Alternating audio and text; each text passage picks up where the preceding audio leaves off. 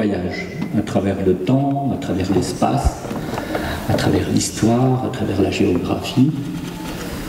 Et on va faire une petite balade pour essayer de cibler l'endroit vers lequel on veut tous aller. On va parler de ville, on va parler d'anthropologie, de sociologie, de chimie, d'économie. Vous allez voir, en 30 minutes, ça va être un énorme concours. Bonjour, je m'appelle Halim Faïdi, je suis architecte, urbaniste et scénographe.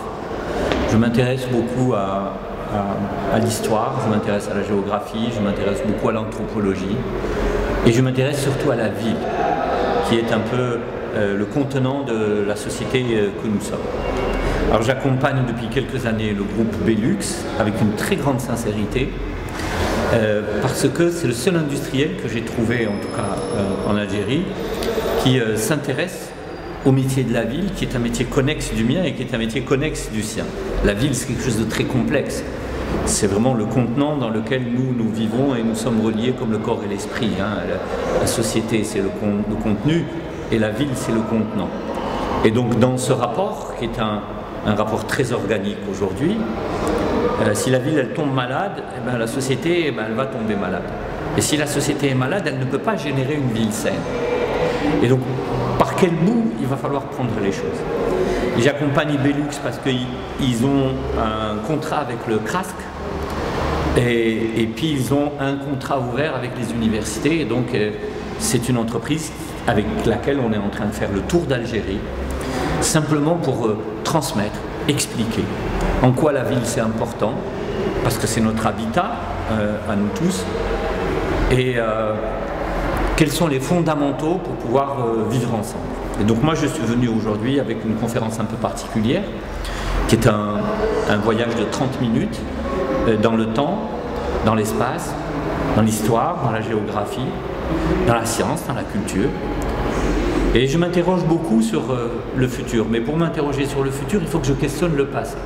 Et si je dois questionner le passé, pourquoi m'arrêter à un passé de 130 ans ou à un passé de 500 ans? Pourquoi ne pas retourner encore plus loin?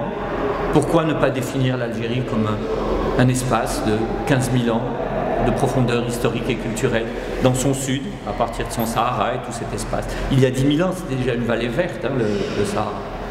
Et puis entre 4 et 5 000 ans, sur le nord, dans la Méditerranée, que les premiers États-nations, eh bien, ils étaient sur cette terre. Que ce pays a toujours eu une ressource humaine très importante qu'il a donnée au monde. Je rappelle que 4 empereurs romains ont été donnés depuis cette terre à Rome, les Septimes Sévères 1er, 2e, 3e, 4e, donc 105 ans d'empire romain tenu par un berbère. 3 papes ont été donnés à l'Église catholique. Et donc on se questionne sur quel est le vrai réceptacle, quel est le vrai habitat que l'être humain d'aujourd'hui, l'être humain moderne, connecté, avec un passé, une tradition, une histoire, qu'est-ce qu'on peut lui réserver comme ville? Est-ce qu'il faut faire copier-coller depuis Rio ou depuis Shanghai? Je ne suis pas sûr.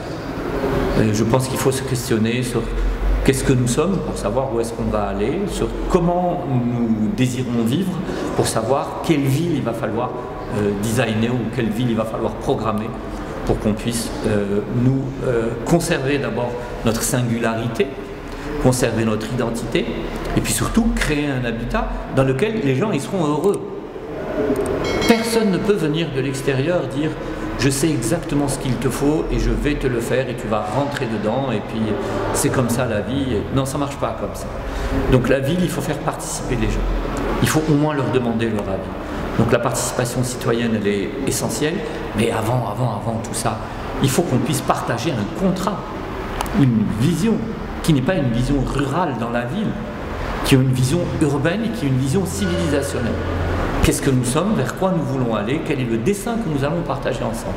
S'il n'y a pas de partage, eh bien, ça tiendra le temps de la force. Et la force, elle tombera à un moment donné. Vous savez, l'Andalousie, c'était une conquête militaire.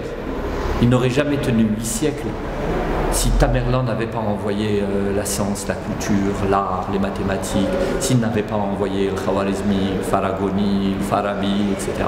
Et donc c'est la culture qui permet de tenir sur des siècles et de tenir une civilisation. La force, ce n'est que temporaire. Et donc réfléchissons très sérieusement, sans complexe, à ce que nous sommes, à qui nous sommes et vers quoi nous voulons aller.